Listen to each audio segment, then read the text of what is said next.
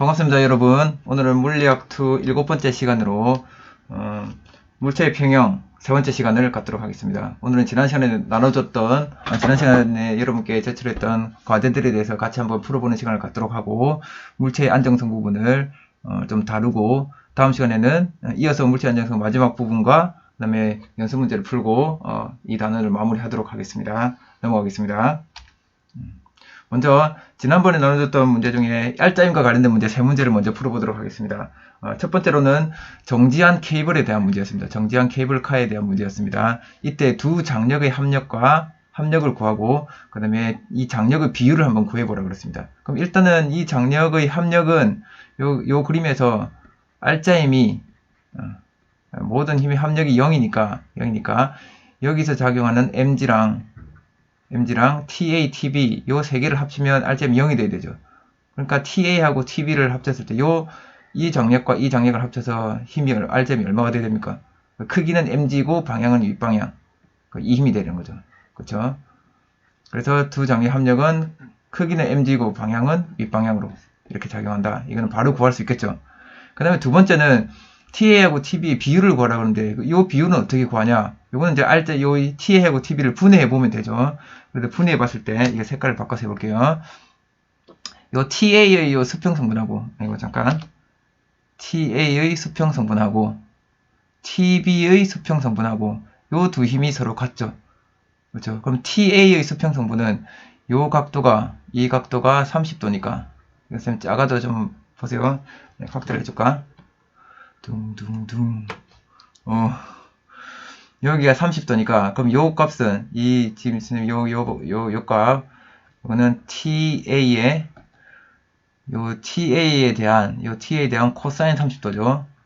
코사인 30도 요거랑 뭐랑 같아야 되냐면 요 TB의 요 값 요거는 60도죠. 60도. 그러니까 TB의 코사인 60도 값이 같아야 되는 거죠. 요 두 개 같아요. 이 식을 세울 줄 알면 되는 겁니다. 그럼 TA 대 TB를 구하라 그러니까 그럼 우리는 요 비율만 구하면 되죠. 그러면 TB 분의 TA 요걸 구하면 되는 거죠. 그럼 TB 분의 TA 하면 요걸 1로 넘긴 거니까 얘는 1로 넘기면 되죠. 그러면 코사인 30도 분의 코사인 60도다. 됐죠? 코사인 60도는 사인 30도랑 같죠? 선생님, 이렇게 이 값들을 그냥 넣어도 돼요. 코사인 60도나 코사인 30도 값을 직접 넣어도 되지만, 지금 그냥 그래도 우리 상관없어 배웠으니까, 코사인 60도는 사인 30도랑 같습니다. 그쵸? 코사인, 밑에는 코사인 30도 그대로고, 그럼 이거는 얼마냐? 이거는 바로 탄젠트 30도랑 같죠? 그럼 탄젠트 30도는, 선생님 이거 오래돼서 잘 못해요. 그러니까, 아이고, 이렇게 그리면 안 되고. 그래서 맨날 그려서 합니다. 이렇게 30도. 여러분은 바로바로 외워야 됩니다. 60도니까 30도 60도 탄젠트니까 요거죠. 요거. 그럼 루트 3분의 1이겠네. 루트 3분의 1. 그래서 루트 3분의 1. 그러니까 TA 대 TB는 1대 루트 3 되겠네요. 1대 루트 3. 알겠죠? 넘어가겠습니다. 네, 이번에는 빗면 위에서 직선 운동하는 물체입니다. 빗면 위에서 직선 운동하는 물체. 빗면 위에서 직선 운동하니까 여기 전에 마찰이 없다고 그랬고, 그럼 어떤 운동하냐면 등가속도 운동하겠죠. 등가속도 직선 운동하겠죠. 그렇죠? 그럼 알짜임이 있다는 겁니다. 그죠? 알짜임이 작용한다. 그럼 이때 우리 작용하는 알짜임은 mg sin 세타라고 그랬고, 그렇죠? 그다음에 여기 이 빗면에서 작용하는 수직 강력의 크기는 mg 코사인 세타라고 했습니다. 그죠?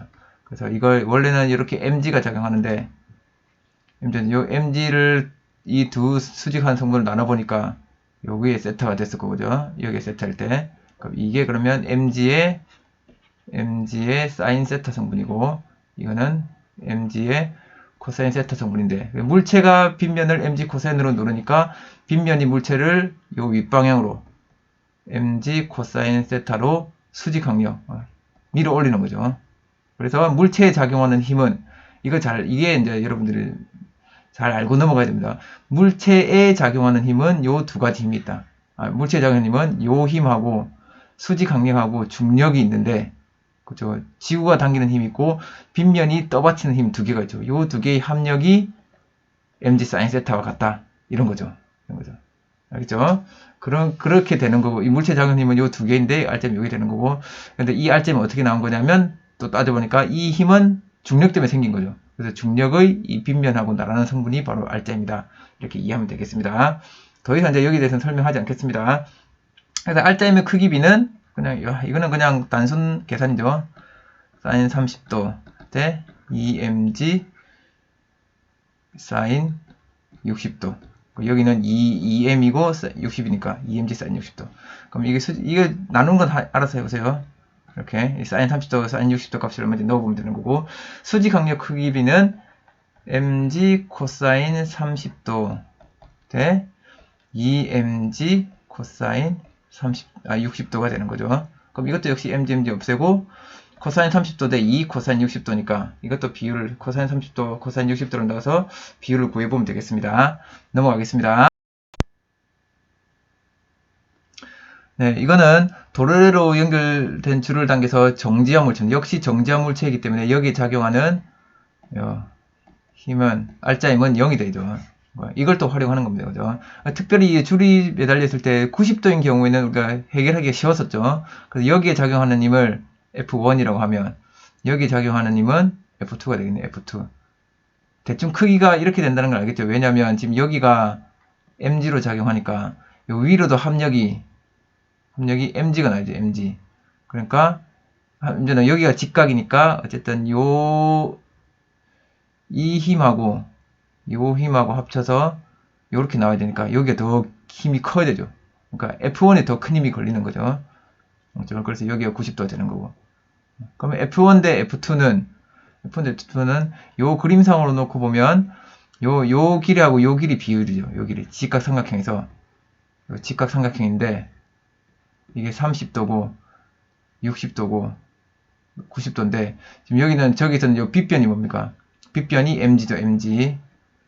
그 다음에 요 짧은 변이 F2가 되는 거죠. F2. 이게 F2이고 긴 변이 요게 F1이죠. 그렇죠? 그럼 여기서 이제 우리가 물리학에서는 좀 중요한 상가함수 중에 중요한 값이 탄젠트 값이거든요. 탄젠트. 그럼 탄젠트 30도 하면 뭘 구한 겁니까? 탄젠트 30도 하면 F1분의 F2를 구한 거죠. 여기 결국 이제 F1과 F2의 비율을 구한 거죠.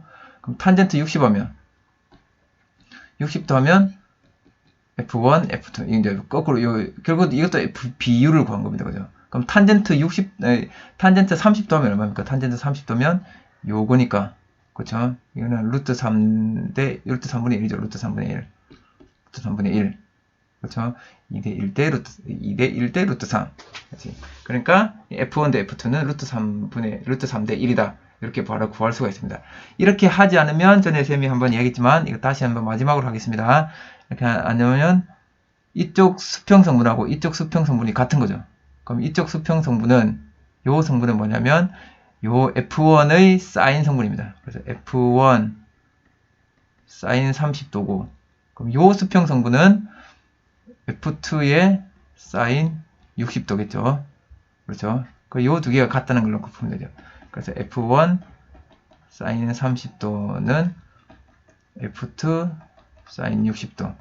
그럼 이걸 선생님이 한번 바꿔볼게요. 그러면 이것도 F2분의 F1 이렇게 바꾸면 이걸 일로 분모로 보냈다. 그러면 이것도 이렇게 해서 분모로 가면 되죠. 그래서 사인 30도분의 사인 60도. 그럼 이거 사인 30도는 코사인 60도니까 코사인 60도분의 사인 60도. 그럼 이거는 탄젠트 60도죠. 그래서 탄젠트 60도가 F2분의 F1이 되면 되는 거죠. 그래서 이거 아까 앞에서 해놨던 거 이거랑 똑같네. 그래서 이렇게 해서 비율을 구할 수 있습니다. 알겠죠? 이제 이거 한번 여러 번 풀어보고 여러분들도 익숙해지도록 노력합니다. 자, 이번은 돌림힘 평형에 관한 문제입니다. 평형 조건에 관한 문제입니다. 평형이 일어나기 위한 조건은 두 가지가 있다고 그랬죠. 첫 번째 조건이 힘의 평형이 있었고 힘의 평형. 두 번째가 돌림 힘의 평형. 그래서 이 두 개를 만족해야 평형 상태를 유지할 수 있다고 그랬습니다. 그래서 여기서 힘의 평형이 일어난다는 말은 지금 여기 물체가 여기서 직선을 그어볼게요. 이쪽으로 10mg라는 중력이 작용하고 있고, 그 다음에 여기에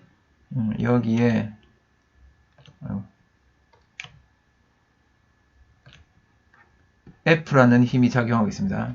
요렇게 작용. 그 다음에 요 막대기의 질량이 M이라고 그랬습니다. 요 M은 어디에 작용하고 있나요?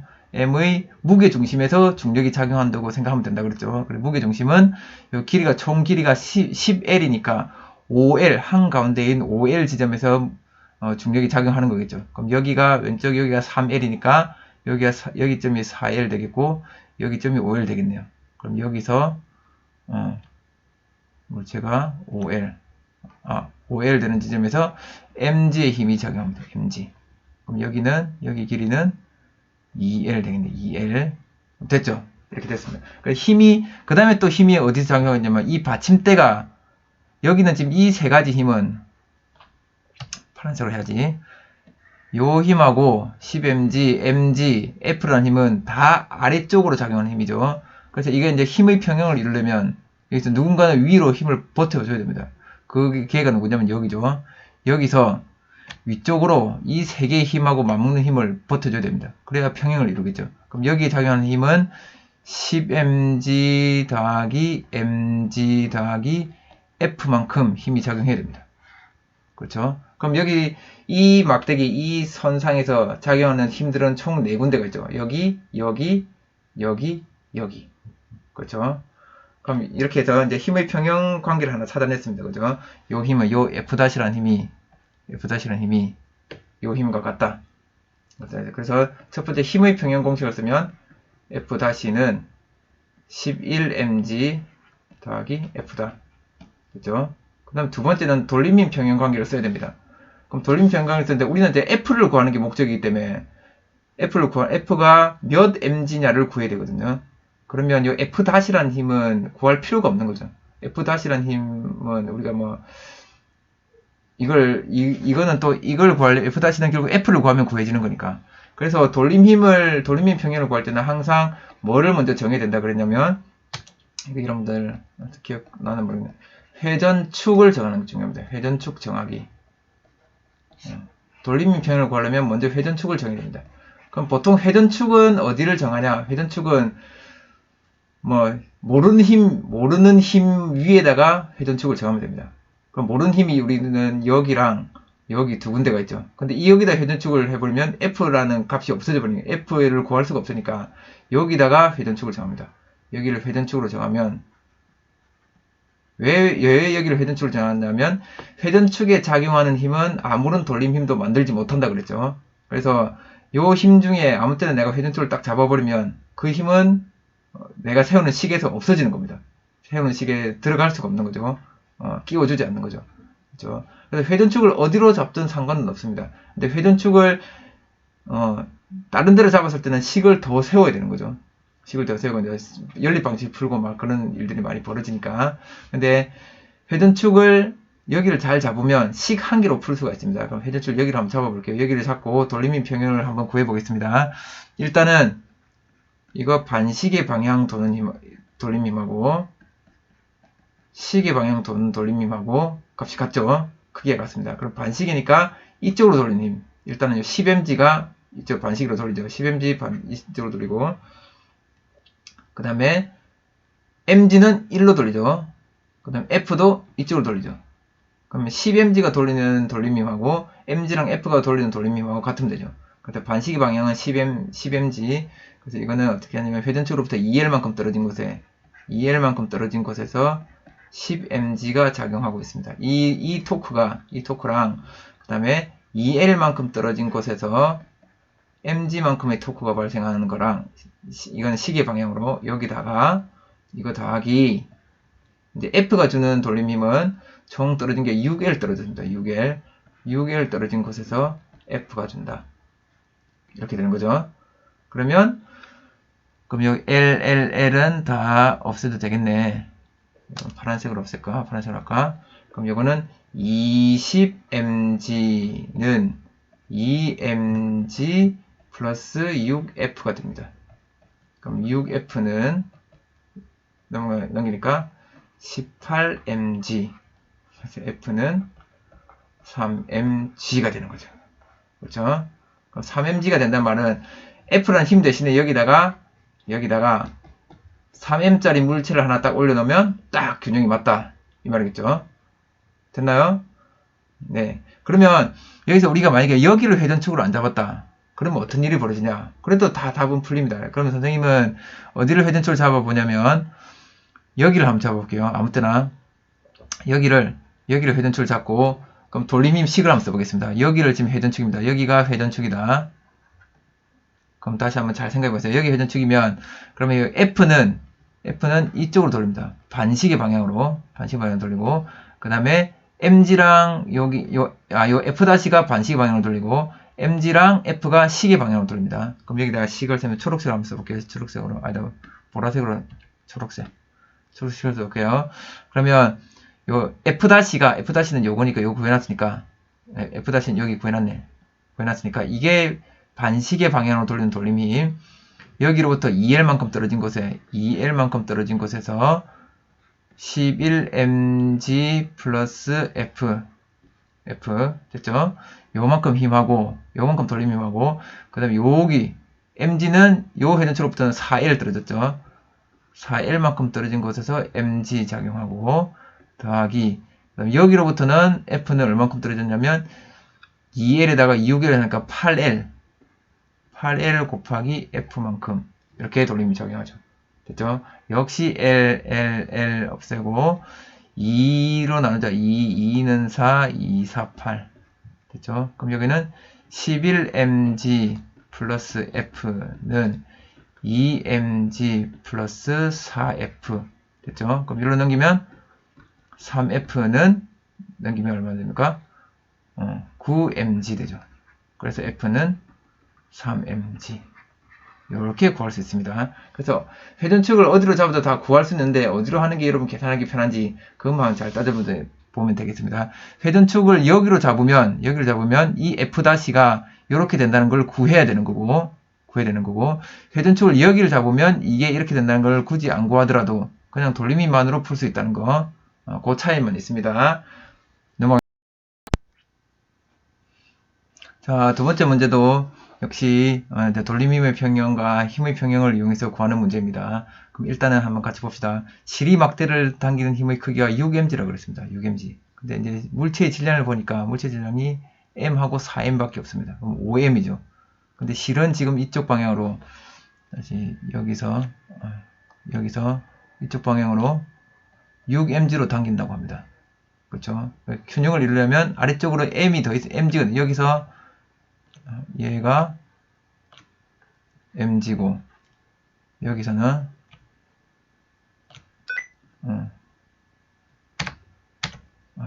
뭐야 4mg 됐죠? 그럼 여기서 누군가 m을 당긴다. 그럼 이 막대기의 질량이 m이라는 거죠. 그럼 막대기는 이 막대기 질량이 m이니까 그럼 막대기는 요게 한가운데서 여기서 mg로 이거 막대입니다. 막대. 됐죠? 그러면 이 막대기의 질량 무게중심, 요 무게중심의 요 거리는 얼마일까요? 요 위치는 어딜까요? 위치는 전체 길이가 a 플러스 b니까 a 플러스 b의 절반이겠죠. 그럼 여기는 2분의 a 플러스 b가 되겠네. 요 길이는. 됐죠? 그러면 각 지점의 위치를 다 알았습니다. 그 다음에 이제 요거 힘의 평형을 이용해서 아까 첫 번째 힘의 평형을 어디 이용했냐면 막대 질량이 m이라는 걸 차단했죠. 힘의 평형을 이용해서 이게 6mg가 위로 6mg가 아래로 6mg랑 같아야 되니까 그래서 막대기가 질량이 m이라는 걸 차단했습니다. 그죠? 그래서 막대기의 무게가 mg라는 걸 차단했습니다. 두 번째 이제 돌림힘 평형을 보여야 됩니다. 돌림힘 평형을 보여야 됩니다. 그러면 이제 축을 어디로 잡을 거냐? 그럼 축을 어디로 잡으면 보통 이제 축을 나는 실이니까 실을 잡아야 되겠다. 그럼 실을 여기를 잡으려고 그러면 실에서 막대의 무게중심까지 이 거리를 또 구해야 됩니다. 여기의 거리는 a 요 전체 a에서 2분의 a 플러스 b를 또 빼야 됩니다. 아까 막 되게 복잡해 계산하기 또 귀찮아지죠. 그때는 이쪽 끝이나 왼쪽 끝이나 오른쪽 끝을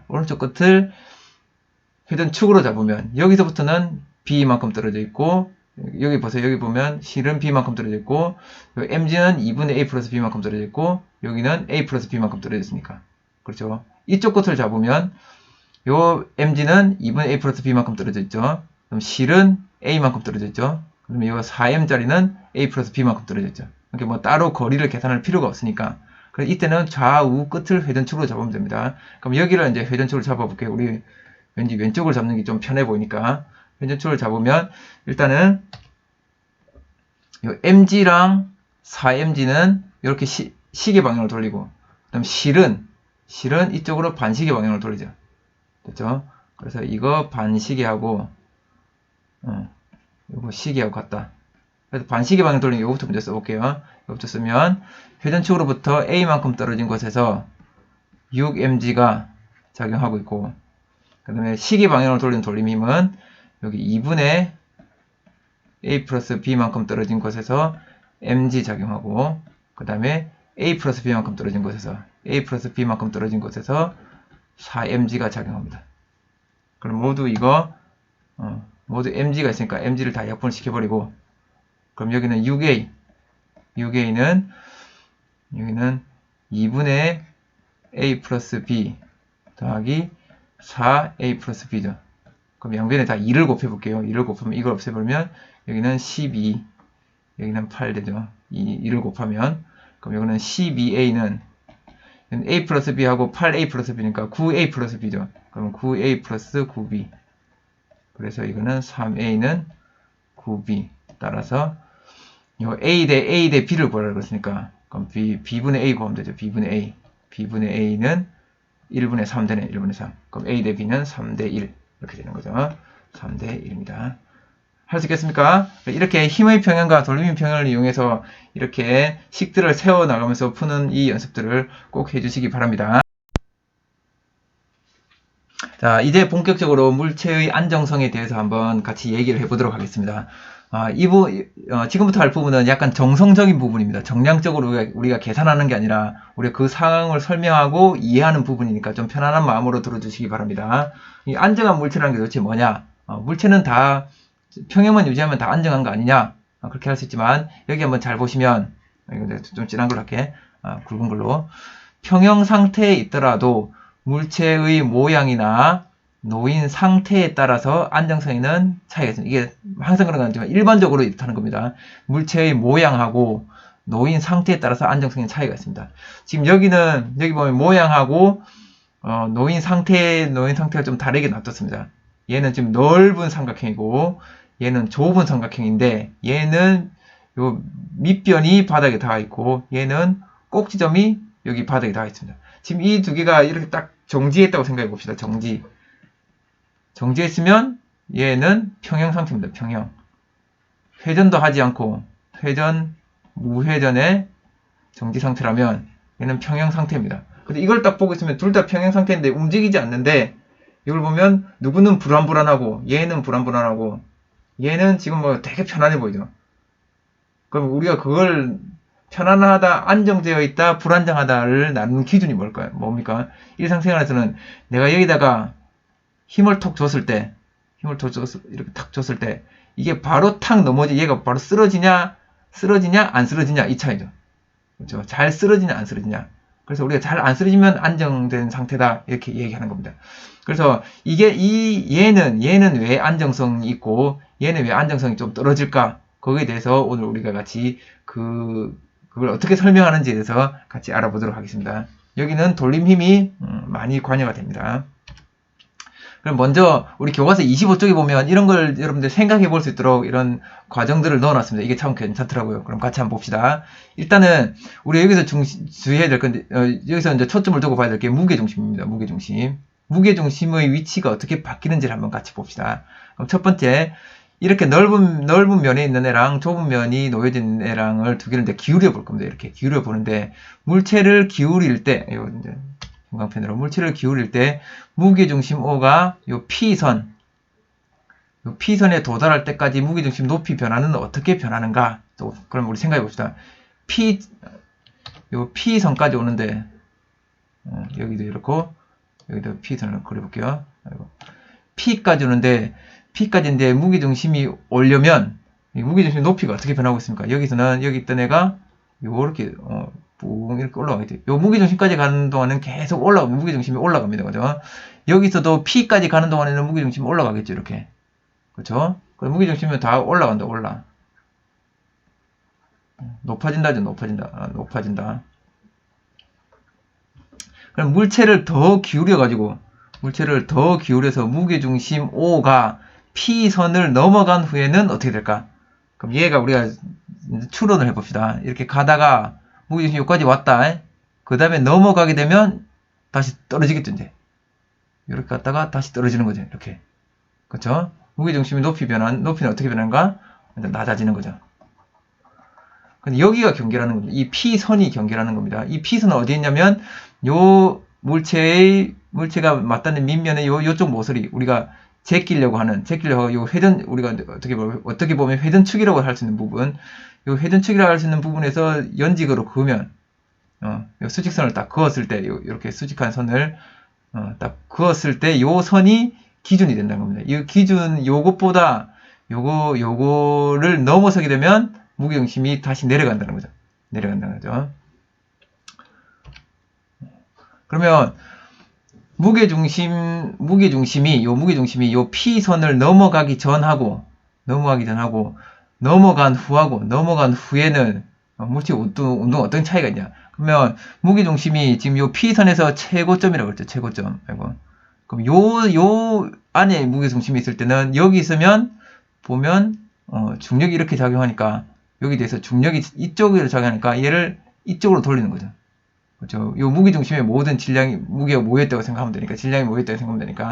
그럼 이걸 회전축으로 했을 때 얘는 1로만 제낍니다. 그래서 요 P선보다 왼쪽 편에 무게중심이 있으면 다 얘는 왼쪽으로 제껴지는 거죠. P선보다 무게중심이 오른쪽에 있다. 그럼 다 오른쪽으로 넘어지는 거죠. 그렇죠. 이게 회전 방향이 달라진다. 회전 방향이 다릅니다. 그렇죠.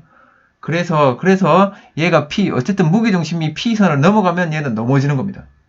얘도 무게중심이 P선을 넘어가면 넘어지게 되는 거죠. 왜냐면 돌림힘이 이제 그때부터는 여기 있을 때는 돌림힘이 이렇게 해서 여기를 회전축으로 해서 이렇게 돌리지만 여기 있을 때는 여기를 회전축으로 하면 이쪽으로 돌리니까 서로 돌리는 방향이 다른 거죠.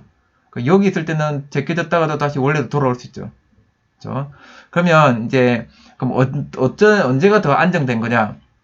그림 가나 중에서 무게중심 O가 P선에 도달할 때까지 회전한 각도가 큰 것은 어느 것인가? 그럼 얘가 무게중심이 요 P점까지 가는 동안에 얘는 이만큼 돌아야 되고 각도 이만큼 돌아야 되죠. 이 각도를 돌아야 되죠. 얘는 요것만 가면 P선까지 도달합니다. 그죠? 그 말은 뭐냐면 얘는 P선 그 다음 이제 넘어지는 지점까지 그 경계까지 가는 동안에 엄청 많이 제껴야 된다는 겁니다. 그럼 우리가 많이 밀어줘야 되는 거죠. 힘을 더 줘가지고 많이 밀어줘야 되는 거예요. 여기는 조금만 밀어주면 바로 넘어갈 수 있다는 거죠. 이게 안정성의 차이가 있다는 겁니다. 알겠죠? 그러면 요 둘의 차이는 뭐냐면, 이 둘의 차이는 지금 우리가 직관적으로 봤을 때 차이는 뭐냐면, 무게중심이 아래쪽에 있냐, 위쪽에 있냐죠. 그렇죠. 요 P점에서 무게중심이 가장 높아진다 그랬으니까, 최고로 높아진다 그랬으니까, 그러니까 처음부터 무게중심이 높이 있는 애들은 조금만 가다가 그다음부터 낮아지는 거죠. 얘는 무게중심이 한참 낮게 있기 때문에, 요 최고 높이까지 가려면 한참 시간이 걸리는 거죠. 한참 많이 가야 됩니다. 그죠? 갔다가, 그래서 요 무게중심이 낮게 있냐, 높게 있냐에 따라서 물체의 안정성이 결정이 된다는 것입니다. 대충 무슨 말인지 이해가 되겠죠? 넘어가겠습니다. 그래서 이 내용을 다시 한번 정리해보면, 이 무게중심이, 아까 얘가 원래는 지금 이 선이, 지금 이 면이 바닥에 닿아 있었을 건데, 여기가 바닥에 닿아 있었을 건데, 그렇죠? 그래서 바닥에 닿았을 때, 요 양쪽에 있는 요 선들, 연직선, 요 바닥에 닿았던 꼭지점들에서 위로 연결한 요 선, 연직선, 중력이 작용하는 그 선, 요 선 사이에 무게중심이 있으면, 요 선을 넘어가지 않으면 다시 원래로 돌아오는 거죠. 얘가 반대로 제껴져도, 그렇죠? 반대로 이렇게 제껴져도, 무게중심이 여기 있으면 다시 얘는 이리로 돌아오고 여기서는 이리로 다시 돌아오는 거죠. 근데 이 선을 넘어가게 되면 그때부터는 이제 이쪽으로 떨어지는 겁니다. 왜냐면 무게중심에서 중력이 작용해서 여기를 회전축으로 하면 그러면 요 팔의 길이에다가 중력이 이렇게 작용하니까 돌림 힘이 작용합니다. 그죠? 요 팔의 길이에서 이렇게 되면 그래서 이렇게 회전하게 되는 겁니다. 그래서 요 무게중심 위치가 어디냐 이게 이제 엄청 중요하다는 거죠. 그러면 물체의 안정성을 높이려면 우리가 이제 이런 것들을 봤을 때 물체의 안정성을 높이려면 어떻게 하면 되냐? 아까 우리가 봤지만 요 연직선하고 연직선 사이가 멀면 멀수록 무게중심이 활동할 수 있는 범위가 넓어지는 거죠. 그렇죠? 그래서 어떻게 하냐면 무게중심이 일단은 낮아야 되고 낮을수록 이건 됐고 바닷가의 접촉 면적이 넓을수록 그렇죠? 물체는 안정합니다. 이게 이제 일반적으로 이렇게 됩니다. 그래서 요 접촉 면적이 넓으면 요 연직선 사이에 거리가 이 공간이 넓어지는 거죠. 그럼 여기 있는 무게중심은 낮고, 이거는 삼각형 무게중심 우리가 그려보면, 아이고, 이렇게, 여기, 요쯤 있겠네요. 그럼 이 무게중심은 낮은데, 여기까지 가는데 공간이 이만큼이나 넓은 공간이 있으니까, 그럼 얘가 여기까지 가는 데는 엄청 많이 제껴야 돼요. 이만큼 각도를 제껴야 되는 겁니다. 이 삼각형을 이만큼 각도로 제꼈을 때만 얘는 넘어질 수 있는 거죠. 근데 얘 같은 경우는 무게중심 우리가 그려보면 무게중심이 여기 있습니다. 얘보다 훨씬 위에 있죠. 여기 위에 있습니다. 그죠? 무게중심이 여기 있고 그 다음에 얘는 여기 연직선이 연직선이 엄청 좁습니다. 연직선이 그렇죠. 연직선이 엄청 좁기 때문에 조금만 더 가면 바로 연직선에 걸리는 거고 그 다음부터는 바로 제껴지는 거죠. 그래서 이 진짜 작은 각도만 밀어도 얘는 넘어지게 되는 겁니다. 만약 이게 한 점에 서 있다 그러면 연직선상에 지금 무게중심이 제일 높은 위치에 있는 거죠. 그럼 되게 불안정한 상태가 되는 겁니다. 여기서는 조금만 외부의 충격이 가해져도 균형이 깨져버리는 거죠. 네. 이런 걸 이렇게 우리가 생각해 보면 어쨌든 물체의 안정성을 높이기 위해서는 무게중심이 낮아야 되고 바닷가의 접촉면이 넓어야 물체가 안정된다. 이런 걸 우리가 알 수 있겠습니다. 이렇게 이제 설명을 할 수 있는 겁니다. 그럼 주변을 둘러보고 이렇게 안정된 물체와 좀 불안정한 물체들이 왜 그런지를 이제 다 설명할 수 있는지 여러분 한번 자기 자신을 한번 점검해 보기 바랍니다. 그러면 일상생활에서 우리 이런 안정성에 대해서 한번 같이 좀 얘기를 나눠보도록 하겠습니다. 한 두세 가지만 가지고 얘기를 나눠보도록 하겠습니다. 첫 번째는 어린 아이의 걸음마입니다. 첫 걸음마. 선생님도 아이들이 첫 걸음마를 뗄 때 그때가 생각이 나는데 이 어린 아이들이 처음에 일어서는 모습을 한번 보세요.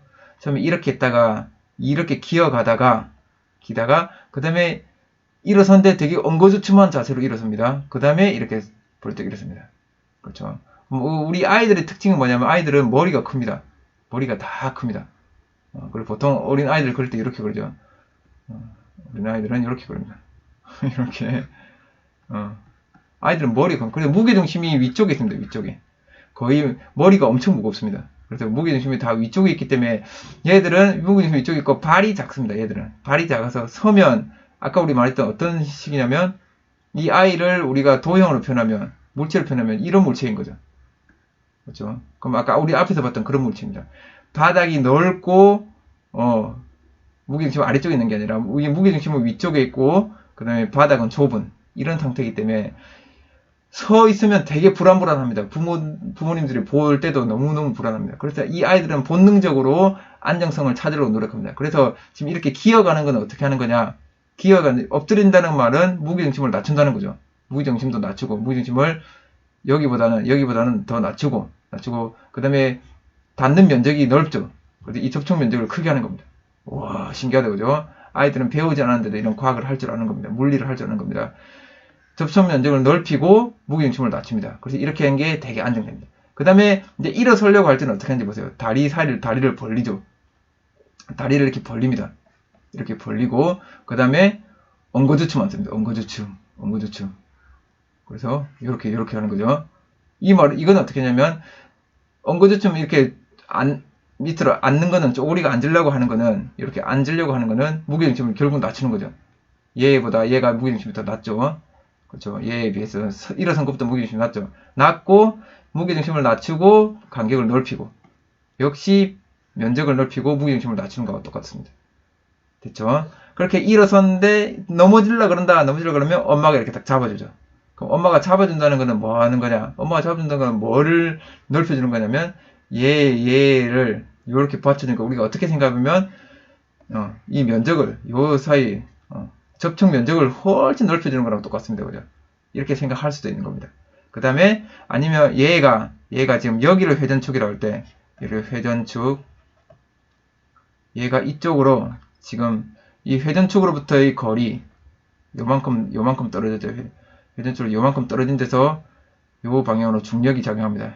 아이 모든 몸무게가 작용하죠. 이쪽으로 시계방을 도는 돌림힘 작용해서 앞으로 넘어지려고 하는데 엄마가 손을 잡아서 반대 방향으로 힘을 줘서 반대 방향 돌림힘을 만들어낸 거죠. 그래서 A의 몸무게보다 엄마가 주는 거리가 더 멀기 때문에, 그렇죠. 이 팔의 길이가 더 길기 때문에 A의 몸무게보다 엄마는 더 적은 힘만 줘도 A를 이렇게 세워 놓을 수가 있는 겁니다. 그렇죠. 이것도 우리가 이제 과학적으로 좀 물리학적으로 생각해 볼 수가 있는 상황이 되겠습니다. 여러분도 한번 곰곰이 선생님이 한번 설명한 것들을 자기가 한번 설명해 볼 수 있도록 한번 연습해 보기 바랍니다. 두 번째입니다. 두 번째는 이제 우리 타고 다니는 자동차의 안정성입니다. 자동차도 역시 안정하게 되려면 우리가 여러분 좋은 자동차들 보면 다 앞에 모습을 이렇게 봤을 때 앞에서 보면 넓고 차가 있는데 여기 헤드라이트 헤드라이트가 있고 차체가 넓고 차체가 요 폭이 넓고 그 다음에 낮은 애들 무게중심 있는 애들 되게 보면 탁 땅에 거의 달라붙어 가는 애들 되게 안정돼 보입니다. 보통 이런 건 어디서 하냐면 스포츠카 그 F1 경기하는 애들 그런 자동차들을 보면 이렇게 낮고 좀 넓습니다. 폭이 넓. 또 특별히 군용 차량들도 무게중심을 낮춥니다. 얘들이 뭐 험지도 다녀야 되고 이런 오르막도 올라야 되고 하는데 조금만 기울어졌는데 예를 들어 이렇게 올라가는데 전복되면 넘어져 버리면 큰일 나죠. 그래서 좀 기울었을 때도 잘 넘어지지 않으려면 얘가 무게중심이 낮고 폭이 넓어야 그래야 얘들이 넘어지니까 안정되게 달릴 수 있는 거죠. 근데 이렇게 짐을 많이 실은 과적 차량들 보면 이런 차량들은 되게 위험합니다. 우리 보고 있으면 이것도 역시 아까 우리가 이 트럭을 그림으로 그린다면 아까처럼 이렇게 그릴 수 있겠죠. 이런 상황인 겁니다. 접촉면이 좁고 무게중심은 위에 있습니다. 그러니까 이런 경우가 이런 트럭들은 커브를 틀게 되면 이렇게 커브를 튼다. 그럼 커브를 틀 때가 되면 반드시 이쪽으로 제껴지게 되는 거죠. 쓰러집니다. 그래서 얘가 지금 이 상황에서 조금만 옆으로 제껴져도 조금만 여기서 누군가 밀어도 얘는 확 넘어져 버린 거죠. 조금만 밀어주면 이제 이 중력에 의해서 돌림힘이 이 토크가 발생하기 때문에 이 토크에서 넘어지게 됩니다. 그래서 과적 차량들 유난히 높이 짐을 세운 이런 트럭들은 조심해야 됩니다. 이런 트럭 옆을 지나갈 때는 언제 이게 넘어질지 모르니까 빨리 지나가든지 아니면 그냥 그 뒤따라가든지 그렇게 해야 될 것입니다. 그래서 이런 것들을 보면서 여러분들이 왜 저게 불안정하게 왜 그래서 과적을 하지 말라고 하는지 그런 것들에 대해서 생각해 보면 좋겠습니다.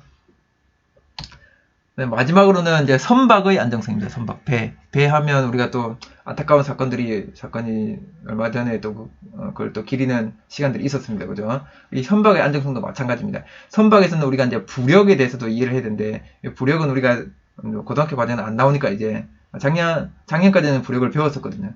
근데 올해부터는 안 나옵니다. 그러면 이 부력에 대해서 부력을 좀 알아야 되는데 여하튼 이 배가 이렇게 기울어지게 되면 배가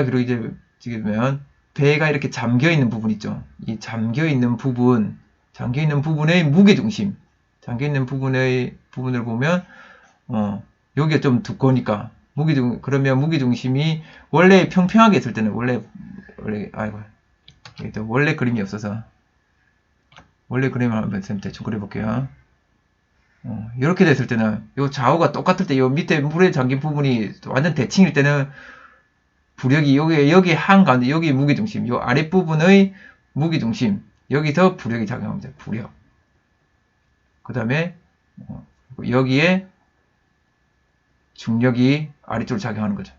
그래서 요 부력하고 중력하고 쌤 같기 때문에 위아래로 가라앉지 않고 돌림힘도 발생하지 않습니다. 그렇죠? 근데 얘가 이제 조금 제껴지면 어떻게 되냐면 부력이 이렇게 제껴지면 부력이 요 아래쪽에 이쪽이 많이 잠겼으니까 부력이 작용하는 점 왼쪽으로 옮겨집니다. 그 다음에 무게중심은 요 중력은 늘 그 무게중심에서 작용하는 거니까 그럼 여기 있습니다. 그럼 이렇게 많이 제껴졌다. 이렇게 배가 기울었다 생각해 보세요. 그럼 지금 이런 상황이라면 부력은 여기서 위쪽으로 작용하고 무게중심이 이렇게 되니까 얘도 이렇게 시계 방향으로 돌리고 얘도 이렇게 시계 방향으로 돌리죠. 그래서 다시 원 상태로 다시 돌려줄 수 있는 겁니다. 알겠죠? 그러면 이게 언제 되면 배가 전복하냐면 얘가 지금 부력하고 중력이 작용하는 점이 이렇게 일직선이 되는 순간, 그러니까 완전히 이렇게 되면, 이렇게 됐을 때는 요렇게 만약에 됐다. 그럼 여기에 부력이 작용하고 여기에 중력이 작용한다. 중력, 부력이 이렇게 작용한다.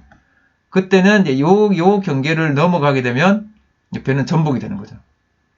그러면 이런 상황에서 이제 부력이 작용하는 작용점은 거의 뭐 이 상황에서 변함이 없을 건데, 그러면 이제 배 선박 사고가 일어날 때는 도대체 뭐 때문에 그러냐? 이 배를 불법 개조를 해서 여기다가 층을 계속 쌓는 겁니다. 사람을 많이 실으려고. 그 다음에 차도 여기다가 차량도 엄청 많이 실어놓고, 차량도 많이 싣고 사람도 많이 싣고 해서 하다 보니까 무게중심이 위로 올라옵니다. 위로. 원래는 무게중심이 여기 있어야 되는데 어디까지 나면 여기까지 무게중심이 올라가는 거예요. 이런 데까지 무게중심이 올라가는 거죠. 그러면 이만큼만 제껴도 이미 부력하고 무게중심이 같은 선상에 놓이게 되는 거죠. 그럼 여기서 조금만 더 제껴지면, 여기 있는 차량들이 만약 일로 다 쏠린다. 그럼 무게중심 자체가 아예 이쪽으로 쏠려버리죠. 그래서 이번에 우리 그 안타까운 그 세월호 사건은 그런 일이 벌어졌었습니다. 차량을 묶어놨던 그 줄마저 다 떨어져 나가가지고 차량들이 이쪽으로 다 쏠려버린 거죠. 다 쏠리고, 여긴 짐들도 다 일로 쏠리니까 무게중심이 원래는 한 가운데 있어야 되는데 무게중심도 왼쪽으로 쏠리고, 무게중심 쏠렸지, 부력이 이렇게 됐지. 그러면 무게중심은 이쪽으로, 부력은 위로 이렇게 듭니다. 그럼 보세요. 이거는 어느 방향입니까? 얘도 반시계죠. 얘 부력과 무게중심, 요 중력이 동시에 배를 완전히 전복시켜버리는 거죠. 그러니까 배가 넘어갈 수밖에 없는 겁니다. 이런 안타까운 사건이 안 벌어지기 위해서는 무게중심을 항상 낮춰야 됩니다. 무게중심을 낮추기 위해서 배들은 여러 가지 노력을 하는 거죠. 그렇다고 일반적으로 배들은 어떻게 하냐면, 배에 보면 배 아래쪽에 물을 가득 채워서 갑니다. 물을 가득 채워서 가는 거죠. 원래 배가 안에 텅텅 비어 있는 거죠. 물을 여기 가득 채워가지고 배가 일정 부분 물에 잠기게 합니다. 그래서 무게중심을 아래쪽으로 내려가도록. 이게 없으면 붕 뜹니다. 이렇게 배가 이렇게 뜨면 무게중심이 높아지기 때문에 조금만 제껴지면 바로 전복될 수 있는 거죠. 그래서 이 물을 채운다는 이런 것도 좀 알아두고, 여러분들 여기에 관해서 배에 관해서 좀 더 찾아보면 여러 가지 또 관심 있는 자료들 찾을 수 있고 보고서도 작성할 수 있을 것 같습니다. 다음에 발표 자료도 한번 여기서 만들 수 있을 것 같으니까 관심 있는 사람은 좀 준비해 주시기 바랍니다. 그 다음에 또 하나 여러분들 말씀드릴게요. 우리 이제 임진왜란이 일어났을 때, 지금 시간이 벌써 43분을 지나고 있습니다. 쌤, 오늘 짧게 하려고 그랬는데 문제풀이만 20분이 지금 지나가가지고 지금 되게 당황스럽네요. 어쨌든 임진왜란이 일어났을 때 우리나라의 조선 수군의 배는 판옥선이었고, 그 다음에 일본 배는 두 개가 있었는데 그 이름을 하나는 세키분이라는 배가 있습니다. 이 배들의 아랫면을 보면 판옥선은 평평하고 일본 배는 뾰족합니다. 뾰족하죠. 그럼 이렇게 되게 평평하고 뾰족한 이 밑부분의 차이 때문에 이 배의 특징이 완전히 달라지는 거죠. 그 다음에 우리나라 이 판옥선이 왜 우리나라 남해안에서 판옥선이 다니기에 더 왜 유리했냐. 그 다음에 뭐 하객진, 한산대첩 할 때 하객진 이런 거 펼치기에 왜 유리했나, 그런 것들에 대해서 여러분들 조그만 자료를 찾아보면 우리 물리학과 연관지어서 다양한 발표 자료들을 만들 수 있을 것 같습니다. 그래서 이런 것들을 관심 있는 사람들은 꼭 이런 활동을 계획해서 등교 계약하고 나면 그때 또 수업 시간에 발표하는 기회를 가질 수 있길 바랍니다. 이거는 한번 흥미로운 주제니까 한번 해보기를 권합니다. 다음 시간에는 물체의 안정성 부분, 마지막 부분, 약간 계산하는 부분, 안정성 부분에 대해서 한번 살펴보고 연습 문제 풀이를 꼭 해보겠습니다. 시간이 너무 많이 갔습니다. 제가 한 35분 정도로 하려고 그랬는데 오늘도 많이 갔습니다. 그래도 빨리 돌리게 해가지고 이 수업들을 빨리빨리 듣고 충분히 복습할 수 있도록 해주세요. 다음 시간에 바로 뵙겠습니다. 수고하셨습니다.